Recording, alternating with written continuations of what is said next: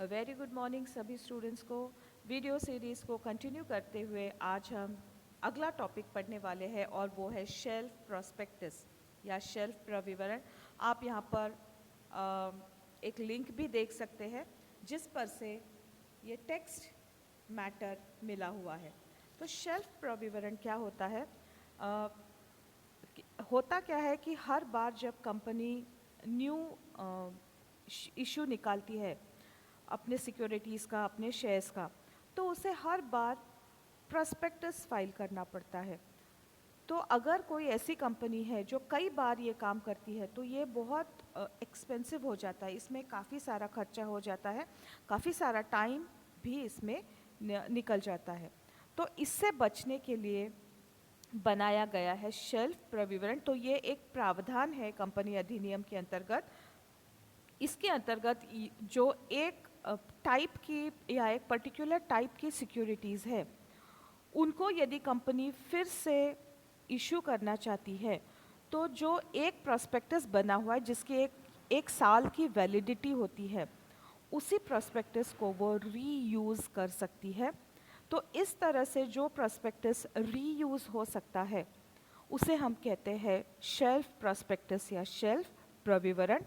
तो ये क्या है? ये कुछ कंपनियों की सुविधा के लिए कंपनी अधिनियम में शेल्फ प्रविवरण की व्याख्या की गई है। शेल्फ प्रविवरण के प्रावधान के कारण उन कंपनियों को प्रतिभूतियों के प्रत्येक निर्गम के लिए प्रविवरण तैयार करना एवं रजिस्ट्रार से पंजीयन करना नहीं पड़ेगा।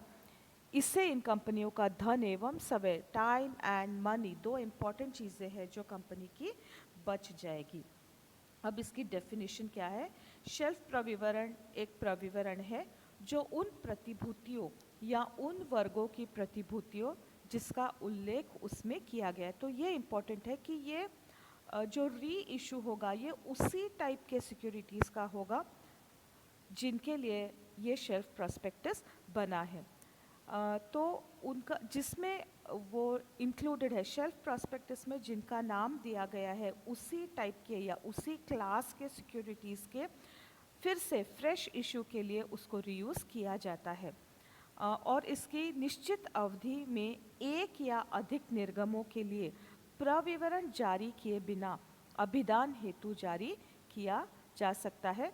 तो इसकी वैलिडिटी होती है 1 साल। 1 साल के अंदर अगर फिर से फ्रेश इशू होता है उसी क्लास के सिक्योरिटीज़ का, उसी कैटेगरी के सिक्योरिटीज़ का, तो शेल्फ प्रॉस्पेक्टस को यूज़ किया जा सकता है। लेकिन हर फ्रेश इशू के साथ एक इंफॉर्मेशन मेमोरेंडम फाइल करना ज़रूरी होता है।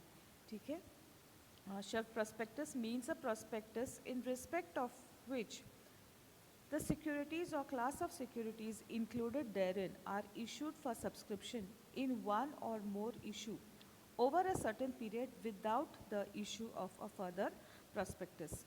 तो जो नेक्स्ट पार्ट है वो है इसके संबंधी क्या प्रावधान है। कंपनी अधिनियम के इसके संबंधी कुछ प्रमुख प्रावधान है जो निम्न है। किसी वर्ग या कुछ वर्ग की कंपनियों द्वारा फाइल करना। शेल्फ प्रविवरण सेबी के विनियमों द्वारा निर्धारित की गई किसी वर्ग की अथवा किन्हीं वर्ग की कंपनियों द्वारा रजिस्ट्रार के पास फाइल किया जा सकता है। यह प्रविवरण एवं वर्णित प्रतिभूतियों के प्रथम प्रस्ताव के समय ही फाइल किया जाता है। तो जब इस टाइप की सिक्योरिटीज़ है जिनको री इशू करना पड़ेगा 1 साल में, फिर से फ्रेश इशू उसका होने वाला है, तो फर्स्ट टाइम ही उनके साथ जो फाइल किया जाएगा वो फर्स्ट इशू के साथ जो प्रॉस्पेक्टस फाइल किया जाएगा उसी प्रॉस्पेक्टस को अगले इशू के साथ रीयूज़ किया जाएगा। तो ये प्रतिभूतियों के प्रथम प्रस्ताव के समय ही फाइल किया जाता है। नेक्स्ट पॉइंट है कि इसकी वैधता, इसकी वैलिडिटी है या इसकी शेल्फ लाइफ है 1 साल की प्रथम निर्गमन की तिथि से। डेट ऑफ फर्स्ट इशू से 1 साल तक इसकी वैलिडिटी रहेगी। वैधता अवधि में दोबारा नहीं।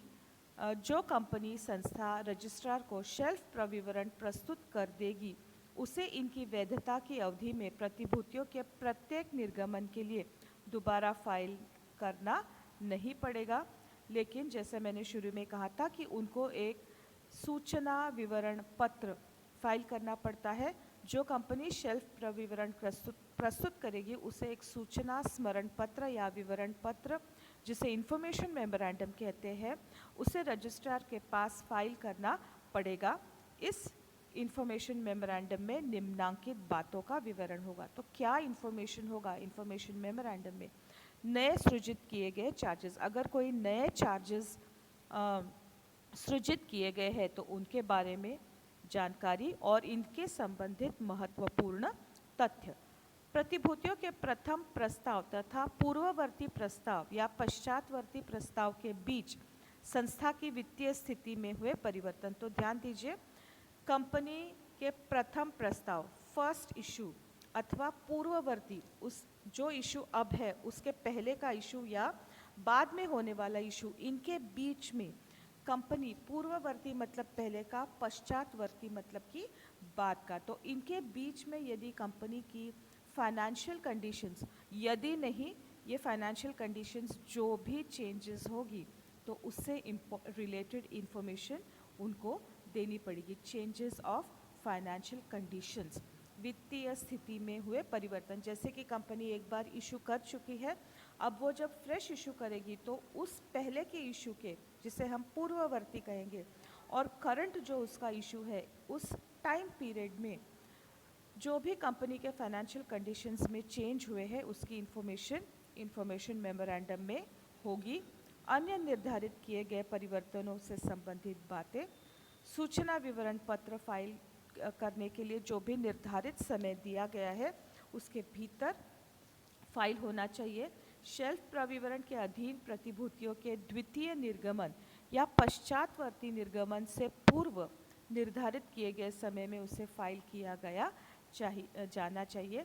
तो MCA 21 द्वारा अधिसूचित नियमों में यह व्यवस्था है कि ये फॉर्म PAS 2 में बनाया जाएगा। तो इस तरह से हाँ, ये एक इम्पॉर्टेंट पॉइंट है। परिवर्तन करने से पूर्व यदि प्रतिभूतियों के लिए आवेदन प्राप्त होता है तो क्या करना चाहिए? कभी कभी कंपनी द्वारा सूचना विवरण पत्र में परिवर्तन करने से पूर्व ही, इंफॉर्मेशन मेमोरेंडम में चेंजेस करने से पहले ही प्रतिभूतियों के आवंटन हेतु आवेदन अभिदान राशि के साथ प्राप्त हो जाते हैं। तो ये इसमें चेंजेस करने से पहले ही शेयर्स के लिए, शेयर अलॉटमेंट के लिए एप्लीकेशंस आते हैं, प्रतिभूतियों के आवंटन हेतु आवेदन आते हैं और इसके साथ अभिदान राशि भी प्राप्त हो जाती है।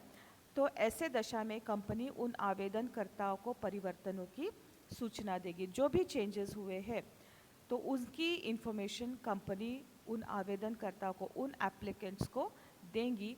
ऐसे में यदि वे आवेदक अपने आवेदन को वापस लेना चाहते हैं तो कंपनी प्राप्त की गई अभिदान राशि को 15 दिनों के भीतर उन्हें लौटाएगी।